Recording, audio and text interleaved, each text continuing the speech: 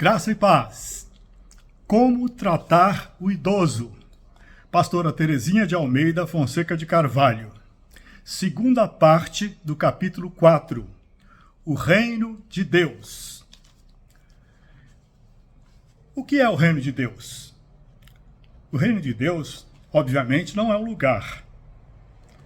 Um dia, os fariseus perguntaram a Jesus: quando é que vai começar o Reino de Deus? Jesus respondeu: o reino de Deus não vem acompanhado por sinais visíveis. Não se poderá dizer, começou aqui neste lugar ou ali naquele país, porque o reino de Deus está entre vós. Lucas capítulo 17, versos 20 e 21, na Bíblia Viva.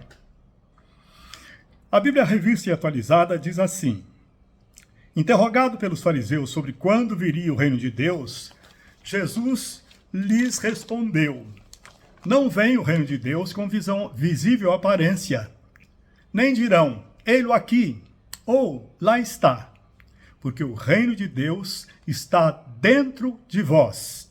Lucas 17, versos 20 e 21. Observação: fariseu era uma pessoa membro de um grupo religioso judaico no século II a.C., que seguia de maneira formalista e rígida a lei oral em conjunto com a escrita. Alguns deles foram chamados de serpentes por João Batista, conforme Mateus 3, versos 7 a 10, e de hipócritas por Jesus Cristo, Mateus 12, versos de 1 a 13, Mateus 19, versos de 1 a 8, Mateus 22, de 15 a 22. Para tornar-se cidadão do reino de Deus, é preciso nascer espiritualmente, no Espírito, e permanecer fiel a Deus em santidade. Um mestre fariseu, chamado Nicodemos, procurou Jesus à noite, reconhecendo que ele era mestre, e lhe disse: Rabi, isto é, mestre, sabemos que és mestre vindo da parte de Deus, porque ninguém pode fazer esses sinais que tu fazes se Deus não estiver com ele. Jesus lhe respondeu: em verdade te digo, que se alguém não nascer de novo, não pode ver o reino de Deus. Nicodemos não entendeu e perguntou: como pode um homem nascer sendo velho? Pode porventura voltar ao ventre materno e nascer segunda vez? Jesus lhe respondeu: o que é nascido da carne é carne, e o que é nascido do Espírito é Espírito. E lhe afirmou que quem não nascer da água e do Espírito não pode entrar no reino de Deus, conforme João 3, versos de 1 a 6. Observação: nascer da carne corresponde ao nascimento natural biológico, em corpo físico, psíquico, pecador. Nascer da água não é através do batismo nas águas. É sentido figurado, significa purificação.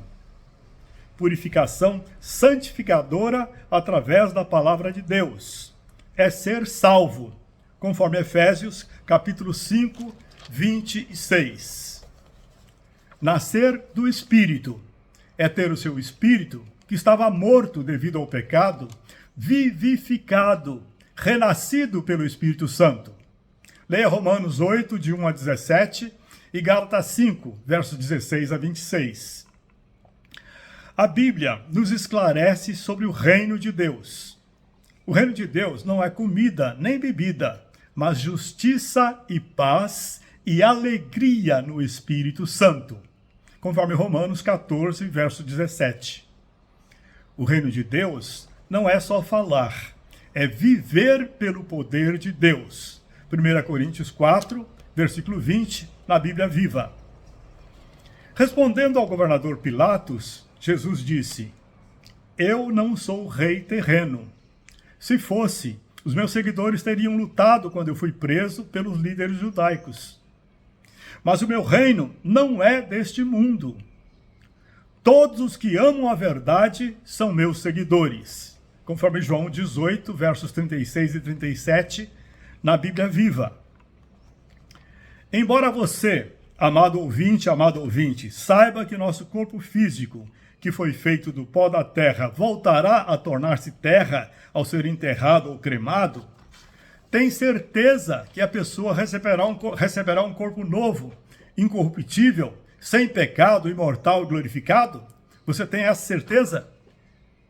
Que após a morte, a pessoa vai receber, os salvos por Jesus Cristo, receberão um corpo novo, incorruptível, sem pecado, imortal, glorificado.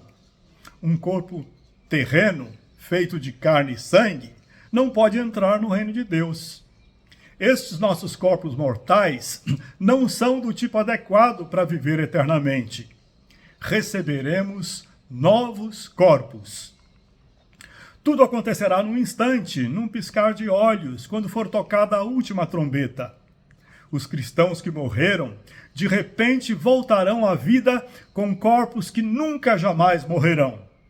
Nós, que ainda estivermos vivos, também receberemos de súbito novos corpos.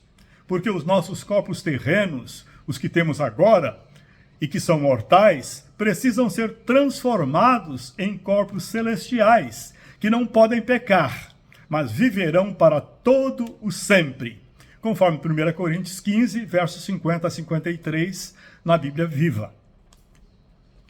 O corpo celestial glorificado que o ser humano receberá por ocasião da ressurreição e do arrebatamento será semelhante ao de Jesus Cristo ressuscitado. O pecado e a morte não o atingirá. Então, o propósito inicial de Deus se cumprirá. O ser humano, com o espírito, alma e corpo físico totalmente santificado, estará apto, em condições plenas, de viver santa e eternamente na presença do Senhor Deus Santo que o criou. Observação: essa ressurreição dos mortos e arrebatamento dos vivos será antes de Jesus vir em sua segunda vinda. Será por ocasião da Batalha do Armagedon, fim dos 7 anos da tribulação do tempo do fim. A ressurreição vai ocorrer nos ares. E a última trombeta não é a 7ª trombeta da grande tribulação. Leia o comentário da Bíblia de Estudo Dake nas páginas 1716 e 1719, itens 4, do 15 a 14 a 16a de 1 Tessalonicenses. Em sua segunda vinda, Jesus Cristo vencerá a batalha do Armagedon. Israel será vencedor. E Jesus Cristo governará toda a terra durante o reino milenial e a terra nova eterna. Existe reencarnação? Há uma teoria, a teoria da reencarnação, que se tornou uma filosofia teológica, uma religião. Ela vem há muito tempo sendo anunciada nas diversas nações do planeta Terra, atingindo crianças, adolescentes, jovens, adultos e idosos. Para algumas pessoas, ela é uma resposta, pois as leva a aceitar o sofrimento e o mal existentes como uma oportunidade delas serem transformadas, aperfeiçoadas por conta própria. Geralmente, ela é transmitida de pais para filhos ou de adeptos da teoria para terceiros. Qualquer pessoa lúcida e que busca o conhecimento da verdade tem o direito e o dever de saber a razão da sua crença. E não deve aceitar teorias não comprovadas. Essas teorias introduzem encobertamente heresias de perdição e negarão o Senhor que os resgatou, trazendo sobre si mesmas repentina perdição. Conforme a Bíblia de Estudo, Dake e demais Bíblias evangélicas e católicas. Não somos donos da verdade. 1 Pedro 3, 15 e 16 nos diz: o Espírito de Deus diz que devemos estar sempre preparados para responder a todo aquele que nos pedir razão da esperança que há em nós, fazendo-o todavia com mansidão e temor, com boa consciência, de modo que, naquilo em que falam contra nós os outros, fiquem envergonhados os que difamam o nosso bom procedimento em Cristo. Assim, com a consciência e temor respeitoso a Deus, à verdade e aos que a buscam, é aqui apresentado o esclarecimento devido a respeito do que é a teoria e reencarnação. Deus nos manda ser atalaias, conforme Ezequiel 33, verso 6. Ser atalaia é estar vigilante, atento e alerta. Em 2 Pedro, capítulo 2, verso 1, Deus nos alerta que também houve entre o povo falsos profetas, como entre vós falsos doutores, que introduzirão encobertamente heresias da perdição, e negarão o Senhor que os resgatou, trazendo sobre si mesmos repentina perdição. Não somos donos da verdade. A verdade é Deus, sábio, poderoso, santo, justo e fiel. A verdadeira sabedoria vem pela intimidade que, em sua misericórdia e graça, Deus nos concede. Se algum de vós necessita de sabedoria, peça a Deus, que a todos dá liberalmente. Tiago 1, verso 5. Para saber o que é teoria da reencarnação, é necessário ter bem claro o que é uma teoria e o que é encarnação. O conhecimento da verdade dependerá da capacidade e da liberdade da pessoa para, sem preconceitos e resistência, aceitá-lo. Teoria. O que é a teoria? É uma afirmação a ser comprovada cientificamente. Inúmeras teorias não foram comprovadas. A exemplo, a do Big Bang, explosão de algo que teria dado origem ao universo, e a da evolução. O ser humano teria evoluído de primatas do macaco. Não foram comprovadas essas teorias. O grande cientista Einstein lançou a teoria de que o universo era estático. O mundo inteiro aceitou. Anos depois, outros cientistas descobriram que o universo é dinâmico, está em constante expansão. Assim como a teoria da evolução se tornou religião, que combate o Deus Criador, o Pai Eterno, Filho, Jesus Cristo e o Espírito Santo, a teoria da reencarnação anula o sacrifício redentor de Jesus Cristo. Se o homem pode se aperfeiçoar a si mesmo, com o seu próprio poder, se salvar a si mesmo, então não teria sido necessário que Jesus, o Filho de Deus justo, que nunca pecou, morresse no nosso lugar para pagar o preço do nosso pecado. Mas Jesus morreu para pagar o preço do pecado de todo aquele que o aceita como seu Salvador, porque ele é o Filho de Deus. Reencarnar é diferente de encarnar. Encarnar é tornar-se carne humana, é se humanizar. Reencarnar é encarnar-se por várias vezes seguidas. A teoria da reencarnação diz que a pessoa se reencarna, isto é, nasce no ventre materno ou proveta inúmeras vezes, até ser aperfeiçoada espiritualmente. E que o sofrimento da pessoa e a prática de boas obras é o meio dela atingir a perfeição. Portanto, significa que a pessoa é salva, liberta de sua natureza pecaminosa, através do processo de reencarnação. Isto anula a palavra de Deus, que de forma clara e literal está escrita em Efésios, capítulo 2, verso 8. Porque pela graça sois salvos, mediante a fé. Isto não vem de vós, é dom de Deus, não de obras, para que ninguém se glorie. Graça. O que é graça? É um favor que nós recebemos gratuitamente de Deus. As boas obras são consequência da fé. São frutos de amor doativo e fé viva, conforme Tiago 2, verso 17.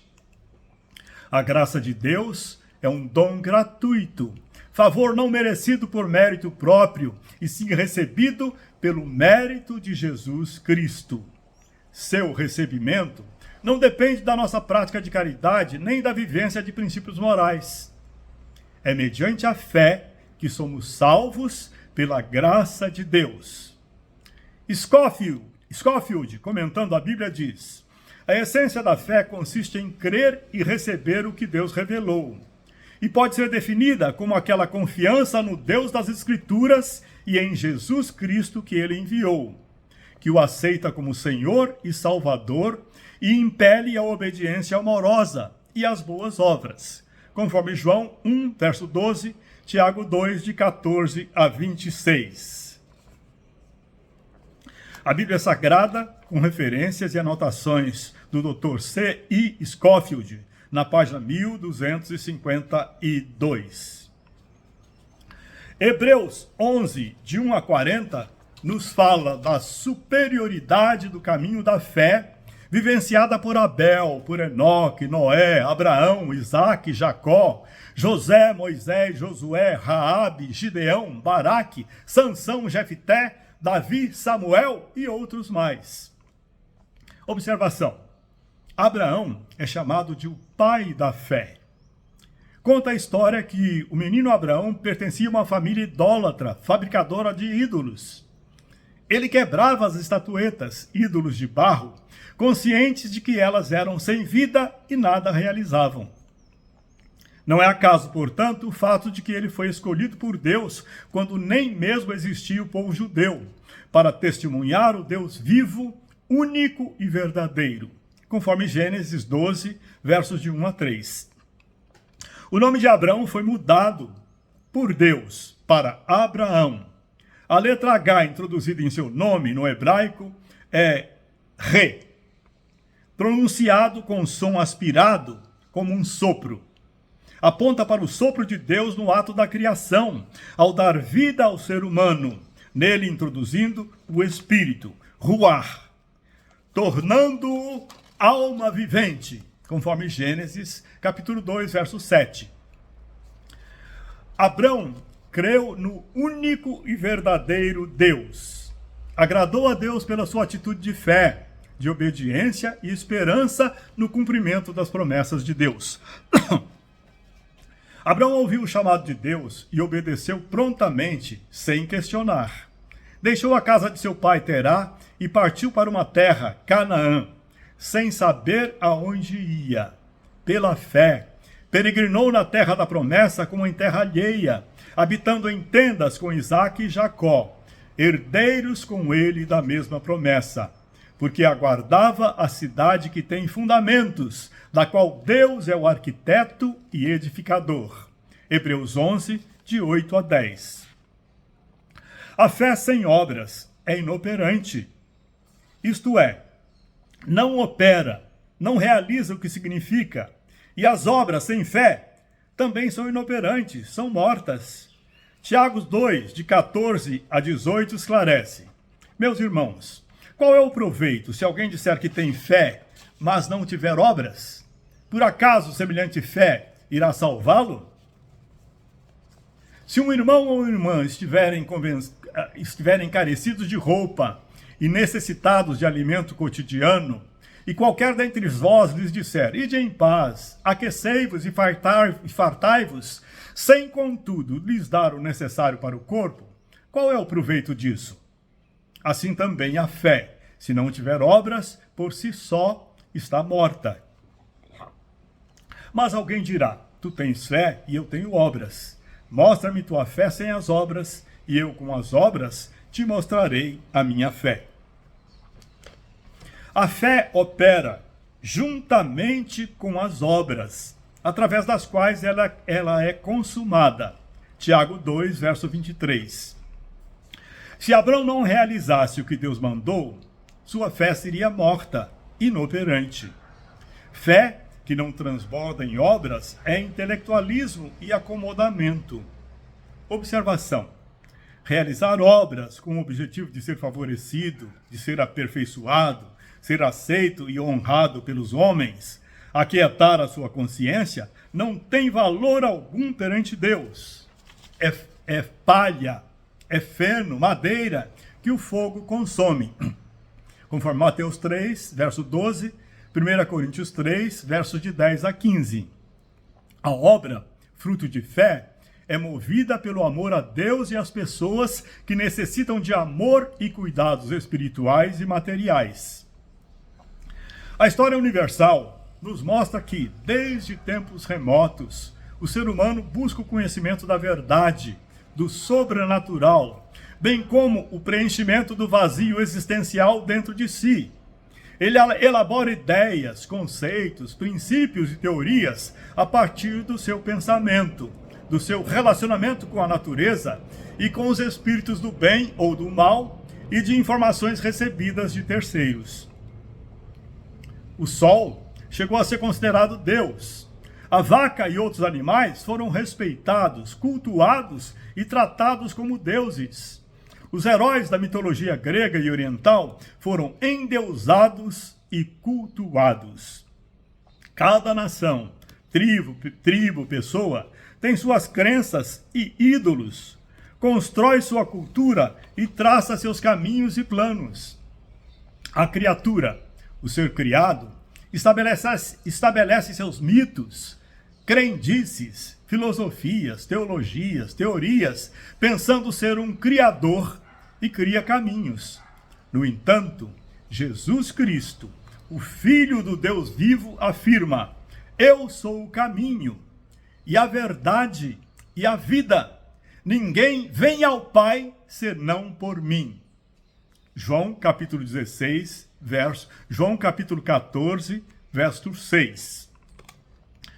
Assim como o país tem a sua Constituição, que é a base para o julgamento das leis, normas e atitudes comportamentais do povo, também temos a Constituição do Reino de Deus, transcrita na Bíblia Sagrada.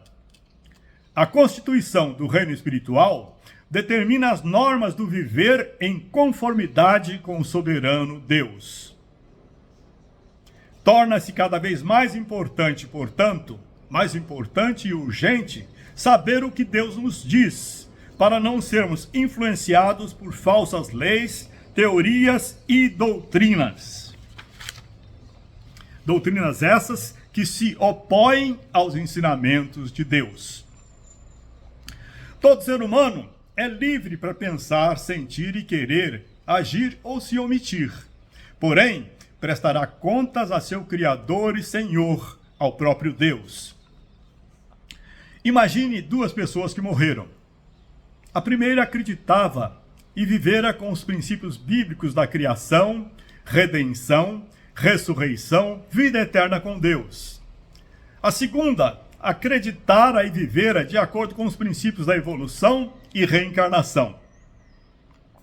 A primeira pessoa, estando certa, viverá eternamente com Deus pelo suficiente mérito de Jesus Cristo. Estando errada em suas convicções, voltaria a se reencarnar até ser totalmente aperfeiçoada. Portanto, ela nada perderia se estivesse errada. A segunda pessoa, se estiver errada ao acreditar na reencarnação e não em Jesus Cristo, Salvador, estará para sempre no lugar de tormento eterno no inferno. O apóstolo Paulo, que teve um encontro pessoal com o Senhor Jesus na estrada de Damasco, quando perseguia os cristãos, que viu o resplendor da glória de Deus e ouviu a sua voz lhe dizer: Saulo, Saulo, por que me persegues? Atos 9, versos de 1 a 9. Paulo nos orienta a conhecer as Escrituras Sagradas, a conhecer a Bíblia, para evitar entendimentos errôneos. Os cristãos de Bereia eram mais nobres que os de Tessalônica, pois receberam a palavra com avidez, examinando as Escrituras todos os dias, para ver se as coisas eram de fato assim. Atos 17, verso 11. Gálatas capítulo 2, verso 21 diz: não anulo a graça de Deus, pois se a justiça é mediante a lei, segue-se que morreu Cristo em vão. Isto significa que, se é preciso reencarnar-se, porque o sangue de Jesus não é suficiente para nos justificar, para nos redimir e conceder a vida eterna com Deus, então ele morreu sem que fosse necessário, totalmente em vão. Jesus Cristo, o Filho de Deus, que já existia antes da fundação do mundo, se encarnou em natureza humana uma única vez. Ele era Deus e todas as coisas foram feitas por intermédio dele. João capítulo 1, verso 1, Colossenses 1, de 15 a 17. Ele não precisava de aperfeiçoamento através de reencarnações. Jesus Cristo morreu e ressuscitou uma única vez. E assim como aos homens está ordenado morrerem uma só vez, vindo depois disso o juízo, assim também Cristo, tendo se oferecido uma única vez para tirar os pecados de muitos, aparecerá segunda vez sem relação com o pecado. Hebreus capítulo 9, 27 e 28, na Bíblia Alfalite. Jesus Cristo subiu ao céu, a cidade santa, em corpo, alma e espírito, e voltará com o mesmo corpo, glorificado, para reinar nesta terra e depois na terra nova, a Jerusalém celestial. Conforme Atos, capítulo 1, verso 11, Apocalipse 19, 11 a 16, Apocalipse 20, de 1 a 15 e 21, de 1 a 27. Não há nenhum texto bíblico que diga que Jesus Cristo passou por reencarnações. Está escrito em Filipenses, capítulo 2, versos de 5 a 11, que o Filho de Deus, Jesus Cristo, que junto com o Pai eterno, tudo criou, veio em carne, em corpo humano, em sua primeira vinda, para dar seu sangue como pagamento da dívida do pecado dos seres humanos, em cumprimento à lei estabelecida em Levítico, capítulo 17, verso 11. Cristo Jesus, que embora sendo Deus, não exigiu nem se apegou a seus direitos como Deus, mas esvaziou-se a si mesmo, vindo a ser servo e tornando-se semelhante aos homens. E se humilhou a si mesmo, e foi obediente até a morte de cruz. Contudo, foi por causa disso que Deus o elevou até a mais alta posição, e lhe deu um nome que está acima de qualquer outro nome, para que ao nome de Jesus todo joelho se dobre no céu e na terra, e debaixo da terra, e toda língua confesse que Jesus Cristo é o Senhor, para a glória de Deus o Pai. Filipenses capítulo 2, versos de 5 a 11, na Bíblia Viva. Se para a pessoa ser salva e aperfeiçoada em santidade, fosse preciso ela se reencarnar inúmeras vezes, então Jesus Cristo não precisaria cumprir a justiça, dando seu sangue inocente em nosso lugar para perdão de nossos pecados. Se pudéssemos ser justificados pela guarda das leis judaicas, então não haveria nenhuma necessidade de Cristo morrer. Gálatas 2, verso 21b, na Bíblia Viva. Se a justiça é mediante a lei, segue-se que morreu Cristo em vão. Gálatas 2, verso 21b, na Bíblia Revista Atualizada da Sociedade Bíblica do Brasil. É importante, muito importante, que o idoso saiba que seu ser interior se assemelha a Deus Criador, cujo sopro de vida, Nishma Haim, o fez alma vivente, Nefesh Hayah. Por isso, seu corpo é imortal e não precisa reencarnar, e sim simplesmente ressuscitar, graças a Jesus Cristo. E que ele vai receber um corpo novo, semelhante ao do Senhor Jesus Cristo, corpo glorificado, espiritual, não terreno, celestial. Em 1 Coríntios 15 está escrito, e Deus cumpre o que diz. Mas alguém dirá, como ressuscitam os mortos? E em que corpo vêm? Há corpos celestiais e corpos terrestres. E sem dúvida, uma é a glória dos celestiais e outra a glória dos terrestres. Pois assim também é a ressurreição dos mortos. Semeia-se o corpo na corrupção, ressuscita na incorrupção. Semeia-se em desonra, ressuscita em glória. Semeia-se em fraqueza, ressuscita em poder. Semeia-se em corpo natural, ressuscita corpo espiritual. Eis que vos digo um mistério. Nem todos dormiremos, mas transformados seremos todos num momento, num abrir e fechar de olhos, ao ressoar da última trombeta. A trombeta soará, os mortos ressuscitarão incorruptíveis, e nós, os vivos, seremos transformados. Porque é necessário que este corpo corruptível se revista da incorruptibilidade, e que o que é mortal se revista da imortalidade. E quando o que é mortal se revestir de imortalidade, então se cumprirá a palavra que está escrita: tragada foi a morte pela vitória. Versículos 35, 40, 42 a 44 e 51 a 54. Há grupos espiritualistas que justificam haver reencarnação, citando o texto de Mateus, capítulo 11, verso 14, referente a João Batista. Se quereis dar crédito, é este o Elias que estava para vir, conforme a Bíblia de Estudo Dake. Jesus não disse que João Batista era Elias reencarnado, e sim, é este o Elias que estava para vir. Ele se referia ao estilo ministerial deles. Ambos, Elias e João Batista, tinham o mesmo ministério: preparar o povo para a vinda do Messias, conforme Isaías 40, verso 3 e Mateus 3, de 1 a 3. Quando João Batista foi gerado no ventre de Isabel, esposa de Zacarias, o anjo enviado por Deus disse: a tua oração foi ouvida. Isabel, tua mulher, te dará à luz um filho, a quem darás o nome de João. Ele será grande diante do Senhor. Não beberá vinho nem bebida forte, será cheio do Espírito Santo já do ventre materno. E converterá muitos dos filhos de Israel ao Senhor, seu Deus. E irá diante do Senhor no espírito e poder de Elias, para converter os corações dos pais aos filhos, converter os desobedientes à prudência, e dos justos, converter os desobedientes à prudência dos justos, e habilitar para o Senhor um povo preparado, conforme Lucas 1, de 13 a 17.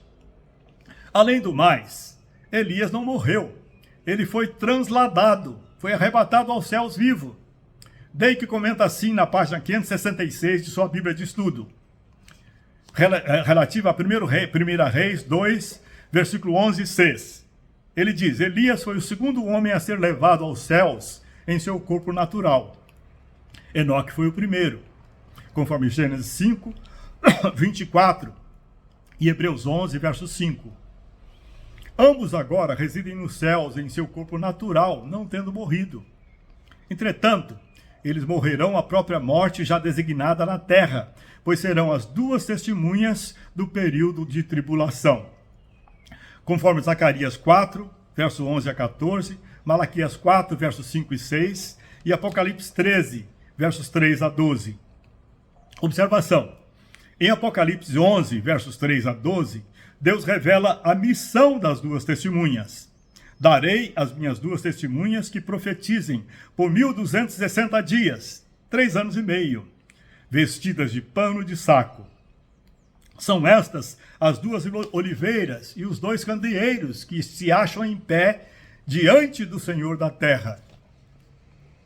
Se alguém pretende causar-lhes dano, sai fogo de sua boca e devora os inimigos. Sim, se alguém pretender causar-lhes dano, certamente deve morrer. Elas têm autoridade para fechar o céu, para que não chova durante os dias em que profetizarem. Tem autoridade sobre as águas para convertê-las em sangue, bem como para ferir a terra com toda sorte de flagelos, tantas vezes quantas quiserem. Quando tiverem, então, concluído o testemunho que devem dar, a besta que surge do abismo pelejará contra elas e as vencerá e as matará. E o seu cadáver ficará estirado na praça da grande cidade, que espiritualmente se chama Sodoma e Egito, onde também o Senhor foi crucificado. Então muitos dentre os povos, tribos, línguas e nações contemplam os cadáveres das duas testemunhas por 3 dias e meio e não permitem que esses cadáveres sejam sepultados. Mas depois de 3 dias e meio, um espírito de vida vindo da parte de Deus neles penetrou, e eles se ergueram sobre os pés, e aqueles que os viram sobreveio grande medo. E as duas testemunhas ouviram grande voz do céu, dizendo-lhes: subi para aqui. E subiram ao céu numa nuvem, e os seus inimigos as contemplaram. O próprio João Batista afirmou que ele não era Elias. Este foi o testemunho de João, quando os judeus de Jerusalém lhe enviaram sacerdotes e levitas para lhe perguntarem quem ele era. Ele confessou e não negou. Disse abertamente: não sou o Cristo. Perguntaram-lhe: quem és então? És Elias? Ele disse: não sou. És o profeta? Ele respondeu: não. Disseram finalmente: quem és? Para darmos uma resposta ao que nos enviaram. Que dizes sobre ti mesmo? Ele respondeu: eu sou a voz do que clama no deserto. Endireitai o caminho do Senhor, como disse o profeta Isaías. João capítulo 1, versos 19 a 23, na Bíblia Alfalite. Além de tudo isso, João Batista jamais poderia ser Elias reencarnado, porque Elias estava no terceiro céu, e de lá veio com Moisés ao alto monte em Israel, onde se encontrava Jesus transfigurado, resplandecente diante de seus discípulos Pedro, Tiago e João, conforme Mateus 17, de 1 a 8. E Elias e Moisés, após conversarem com Jesus, retornaram ao terceiro céu, onde estava João Batista, após ter sido degolado por Herodes, conforme Mateus 14, versos de 1 a 12. Uma revelação direta que Deus deu ao nosso amigo, irmão na fé, Silvio Tironi, empresário da Fresadora Santana em São Paulo, confirmando que não existe reencarnação, ultrapassou todo o esforço intelectual de justificar, mesmo com fundamentação bíblica, a não existência de reencarnação. O Silvio estava preocupado porque um amigo seu, cujo filho morrera, fora orientado no Espiritismo por Chico Xavier, que o referido filho se reencarnaria para ser liberto dos pecados e seria aperfeiçoado, santificado, salvo. Isto consolar o amigo do Silvio. A esposa do amigo, que é evangélica, vira um vulto estranho dentro de sua casa, parecido com seu esposo, e pediu ao Silvio que orasse. Deus, que conhece a simplicidade, integridade e pureza do coração espiritual do Silvio, convertido na época há cerca de 4 anos, falou com ele através de música, de textos bíblicos e durante o culto na igreja. Deus o acordou de madrugada, de hora em hora, com a música: o Espírito Santo se move em você. E ao abrir a Bíblia, seus olhos se fixaram em um texto. Embora em diferentes lugares, o conteúdo do texto era sempre o mesmo. No dia 24 de junho de 2016, uma sexta-feira, às 3 horas da manhã, o texto, ele acordou com a música: o Espírito Santo se move em você. E o texto que ele abriu, 1 Coríntios 9, versículo 15. Evangelizar é uma necessidade. Fiz-me judeu para ganhar os judeus. Fiz-me fraco para ganhar os fracos. No dia 25 de junho de 2016, no sábado, às 10 horas, ele acordou com a mesma música. Aí o texto bíblico: se te chamar, não tenha um coração duro. Apocalipse 3, verso 20. E Hebreus 4, verso 7. Então ele visitou o amigo e este lhe falou sobre o filho morto. Dia 26 de junho de 2016, era um domingo, às 3 horas. 3 horas da madrugada. O Silvio acordou com a mesma música: o Espírito Santo se move em você. Ele abriu a Bíblia e apareceu o texto de Hebreus 5:11. Tendes-vos tornado tardios em ouvir. Entendeu que ele, Silvio, deveria estar melhor preparado e agir. E Hebreus 6, de 1 a 6, exortação ao progresso na fé, ressurreição dos mortos e do juízo eterno. Isso faremos, se Deus permitir, ensinarmos. Se Deus permitir, ensinarmos àqueles que uma vez foram iluminados e provaram o dom celestial. Aqueles foram iluminados, provaram o dom celestial e caíram. É impossível outra vez renová-los para o arrependimento, visto que de novo estão crucificando para si mesmo o Filho de Deus e expondo-o à ignomínia. Às 4 da manhã, ele acordou novamente com a música: O Espírito Santo se move em você. Abriu a Bíblia na primeira epístola aos Tessalonicenses. Ela foi escrita em Corinto por volta do ano 51 ou 52 depois de Cristo. E é o primeiro escrito de Paulo aos convertidos em Tessalônica, na Ásia, que eram ex-gentios. Esses tessalonicenses eram adoradores de ídolos, falsos deuses, mas tiveram um encontro com o Deus vivo e verdadeiro, com Jesus Cristo ressuscitado. Às 5 horas da manhã, ele acordou de novo com a mesma música. Abriu a Bíblia, 1 Tessalonicenses, capítulo 4, verso 13 a 18. Não ignorar coisa alguma a respeito dos mortos, para não se entristecer como os outros que não têm esperança. Pois se cremos que Jesus morreu e ressuscitou, assim também Deus, mediante Jesus, trará em sua companhia os mortos. Às 6 horas acordou de novo, com a mesma música. Abriu a Bíblia, primeira epístola aos Tessalonicenses, capítulo 1, versos 9 e 10. O Deus vivo, verdadeiro, ressuscitou dos mortos seu Filho Jesus Cristo. Às 10 horas acordou de novo, no culto da igreja, onde fora levar sua filha a pedido dela. Às 10 horas, no culto da igreja, onde fora levar sua filha a pedido dela, o ancião que ministrava a palavra bíblica revelada disse: Deus está mandando um anjo aqui porque escutou a sua oração. Vá e fale que eu sou o Deus vivo. O Deus vivo, único e verdadeiro, que é amor, fiel e misericordioso, falou com o Silvio durante 3 dias, dia 24, 25 e 26 de junho de 2016, alertando-o a evangelizar, a anunciar as boas novas do Evangelho, capacitando-o, dando-lhe a palavra rema específica para tocar fundo na pessoa sua amiga e produzir dela uma vida nova. O Silvio entendeu claramente que Deus o estava enviando a falar, a anunciar ao amigo a verdade revelada nas madrugadas. E a resposta-chave era ressurreição. O Silvio foi, na noite do dia 26 de junho de 2016, e entregou ao amigo a palavra de Deus, mostrando-lhe que a Bíblia não fala de reencarnação, e sim de ressurreição.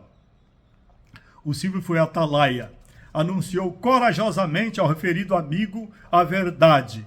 Para ser salvo, não é preciso reencarnar. A salvação é recebida pela graça de Deus mediante a fé, e não através de obras de caridade, do esforço próprio e reencarnações supostas e mentirosas. Pois está escrito, e Deus não mente, aos homens está ordenado morrerem uma só vez, vindo depois disso o juízo. Conforme Efésios capítulo 2, verso 8, e Hebreus capítulo 9, verso 27. O mover de Deus não parou aí. O Silvio, que é tímido e silencioso, embora bastante comunicativo e alegre, rejubila-se com Deus e seus mistérios. Ele se sentiu movido pelo Espírito Santo a narrar ao grupo de funcionários da Fresadora Santana o que Deus realizara nos dias 24, 25 e 26 de junho de 2016 em sua vida e na de seu amigo. Ele, que tinha receio de falar para um grupo de 12 pessoas às sextas-feiras, falou com espontaneidade e alegria a um grupo de 20 funcionários, testemunhando o amor e o poder de Deus. Deus é maravilhoso, Ele é digno, Ele é fiel, Ele nos surpreende a cada instante com seu transbordamento de amor e poder. A Ele toda a honra, toda a glória, louvor, gratidão, adoração. Graças, Senhor, porque o Senhor nos afirma: de maneira alguma te deixarei, nunca jamais te abandonarei. Hebreus capítulo 13, verso 5. Não vos preocupeis com o que haveis de dizer, mas o que vos for concedido naquela hora, isso falai. Porque não sois vós os que falais, mas o Espírito Santo. Marcos 13, versos 11. Todo aquele que invocar o nome do Senhor será salvo. Como, porém, invocarão aquele em que não creram? E como crerão naquele de quem nada ouviram? E como ouvirão, se não há quem pregue? E como pregarão, se não forem enviados? como está escrito: quão formosos são os pés dos que anunciam coisas boas. Romanos capítulo 10, versos de 13 a 15. Observação: a pessoa a quem foi anunciada a mensagem da salvação e a verdade da ressurreição ouviu com atenção, mas somente entregou sua vida a Jesus Cristo, Senhor e Salvador, durante uma segunda abordagem, meses depois.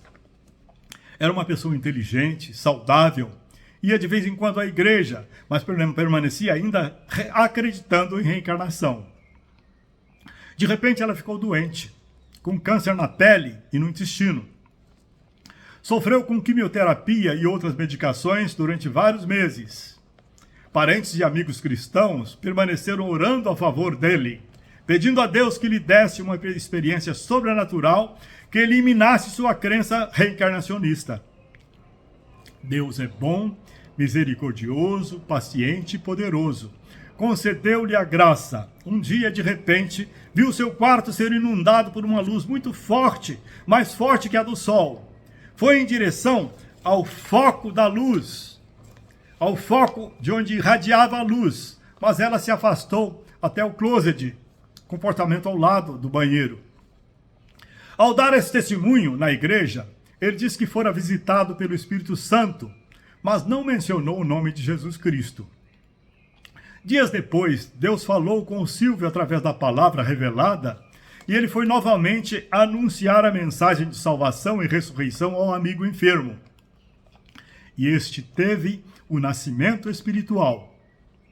Pediu para ser batizado e disse que queria servir na obra de Deus. Foi batizado por aspersão, não tinha condições físicas de entrar na água. O batismo ocorreu em seu quarto, com participação de seus familiares. Poucos dias depois, ele faleceu. Está no paraíso celeste, face a face com o Senhor Jesus, aguardando a ressurreição, o recebimento de corpo novo, incorruptível, glorificado e imortal. Tragada foi a morte pela vitória. 1 Coríntios, capítulo 15, verso 54. Somente a morte e ressurreição de Jesus Cristo é suficiente para nos salvar, para nos santificar, conceder perdão e vida eterna com Deus. Seu sangue, o sangue de Jesus sem pecado, é o preço do resgate, da libertação da escravidão satânica, do próprio ego pecador e da morte eterna. O salário do pecado é a morte, mas o dom gratuito de Deus é a vida eterna em Cristo Jesus, nosso Senhor. Romanos 6, versos 23. É o sangue que fará expiação em virtude da vida. Levíticos 17, verso 11. O sangue de Jesus, seu Filho, nos purifica de todo o pecado. 1 João capítulo 1, verso 7. Porque pela graça sois salvos, mediante a fé. Isso não vem de vós, é dom de Deus, não de obras, para que ninguém se glorie. Efésios capítulo 2, verso 8. Se a justiça é mediante a lei, segue-se que morreu Cristo em vão. Gálatas 2, versos 21. Aquele que não conheceu o pecado, Deus o fez pecado por nós, para que nele fôssemos feitos justiça de Deus. 2 Coríntios, capítulo 5, verso 21. E assim como aos homens está ordenado morrerem uma só vez, vindo depois disso o juízo, Hebreus, capítulo 9, versos 27, a palavra de Deus é a verdade. A palavra de Deus é luz. A Bíblia é a palavra de Deus, do Deus único e verdadeiro, e se explica por si própria. Seus livros, capítulos e versículos não podem ser interpretados fora do contexto geral bíblico, nem para justificar filosofias e crendices de homens. O Novo Testamento é o prosseguimento do Antigo Testamento. É o cumprimento do que foi profetizado no passado e a apresentação da continuidade do plano de Deus. Como exemplo, Lucas, capítulo 3, versos 26 a 38. A encarnação do Filho de Deus no ventre da jovem e virgem judia Maria, em hebraico Miriam. Ele foi gerado pelo poder do Espírito Santo. Isso é cumprimento de Gênesis, capítulo 3, verso 15. A promessa do descendente da mulher, o Salvador que venceria a serpente, Satanás. E é cumprimento também de Isaías 7, versículo 14. Eis que a virgem conceberá e dará à luz um filho, e lhe chamará Emanuel. Immanuel, Deus conosco. Lucas capítulo 2, de 1 a 20.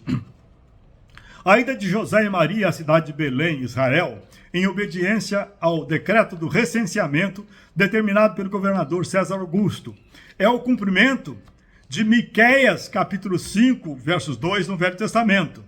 E tu, Belém Efrata, pequena demais para figurar como grupo de milhares de Judá, de ti me sairá o que há de reinar em Israel, e cujas origens são desde os tempos antigos, desde os dias da eternidade. Foi em Belém Efrata, de Judá, que Jesus Cristo nasceu, o Deus encarnado. Ele nasceu em uma estrebaria, pois não havia outro lugar para ele. Isso se cumpriu e é o cumprimento de Gênesis, capítulo 49, 10. O cetro não se arredará de Judá, até que venha Siló, e a ele obedecerão os povos.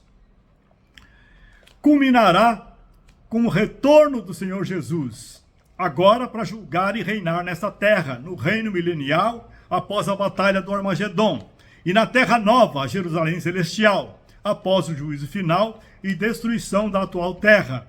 Ele será o Rei dos Reis eterno, conforme Apocalipse, de 11 a 26, capítulo 20, de 1 a 15, capítulo 21, de 1 a 27 e capítulo 22, de 1 a 5.